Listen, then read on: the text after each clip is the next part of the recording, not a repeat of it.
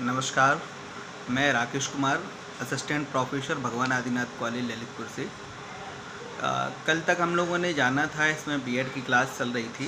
BEd का second year का paper लेके प्रेजेंट हूँ। इसका फर्स्ट पेपर है भारतीय शिक्षा के ऐतिहासिक परिप्रेक्ष्य। कल तक हम लोगों ने इसमें वैदिक कालीन शिक्षा फर्स्ट यूनिट में जानी थी और वैदिक कालीन शिक्षा के बारे में हम लोगों ने जाना था। उसके उपनयन संस्कार, समावर्तन संस्कार, ये इस तरह की चीज़ें कल तक जानी थी।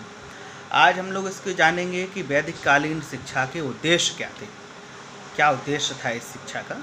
तो इसके उद्देश्यों की चर्चा करें तो हम इसमें सबसे पहला उद्देश्य इसका आता है मोक्ष की प्राप्ति। सबसे पहला उद्देश्य वैदिक कालीन शिक्षा का था जो था मोक्ष की प्राप्ति। ऐसा पुराने जो है धार्मिक ग्रंथों में भी ऐसा एक सूक्ति संस्कृत की इसमें मिलती है कि सा विद्या या विमुक्तये। फिर से सुने, सा विद्या या विमुक्तये, कि विद्या वह है जो मुक्ति दिला दे। मुक्ति से यहाँ मुक्ति मीन्स मोक्ष। मोक्ष का इसमें मतलब होता है कि जो व्यक्ति के जीवन में जो जीवन मरण का जो चक्र है, उस चक्र से मुक्ति पा जाना मोक्ष कहा जाता है। ऐसा वैदिक कालीन शिक्षा में बताया गया है। ठीक, ये सर्वोत्कृष्ट उद्देश्य इसका वैदिक कालीन शिक्षा का रहा है, ये बताया गया है। और दूसरा है, इसमें दूसरा वैदिक कालीन शिक्षा का उद्देश्य बताया गया है कि संस्कृति का संरक्षण एवं हस्तांतरण। वैदिक कालीन शिक्षा में ये सबसे ज़्यादा संस्कृति और धार्मिकता पर सबसे ज़्यादा जोर दिया गया है कि हमें अपनी संस्कृति को संजोए रखना चाहिए, बचाना चाहिए। और उसका हस्तांतरण मीन्स हम एक पीढ़ी से वो संस्कार दूसरी पीढ़ी में हम लोग ट्रांसफ़र करें, वो हस्तांतरण। ठीक, तो इस पे विशेष ध्यान दिया जाता था। और तीसरा उद्देश्य में बताया गया है कि स्वस्थ चरित्र का विकास। देखिए, वैदिक कालीन शिक्षा में सबसे ज़्यादा जो है चरित्र पर जोर दिया जाता था कि व्यक्ति को चरित्रवान होना चाहिए।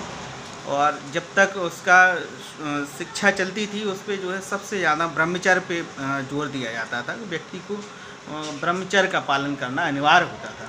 ठीक, क्योंकि गुरुकुलों में, आश्रम में व्यवस्था थी शिक्षा की, इसलिए इस पर सबसे ज़्यादा जोर दिया जाता था।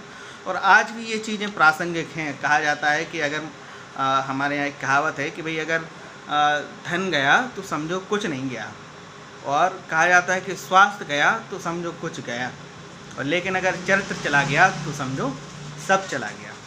ठीक, और इसके बाद अगला उद्देश्य था इसमें जो है व्यक्तित्व का विकास।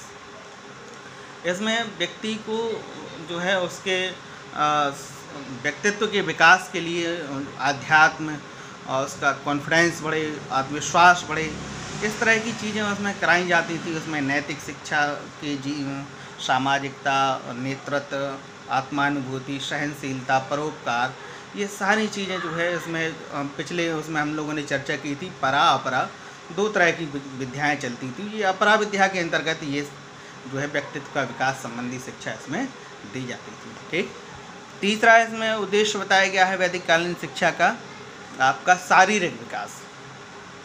देखिए, शारीरिक विकास पे वैदिक कालीन शिक्षा में सबसे ज़्यादा इसका में भी ध्यान रखा गया, इस पर जोर दिया गया।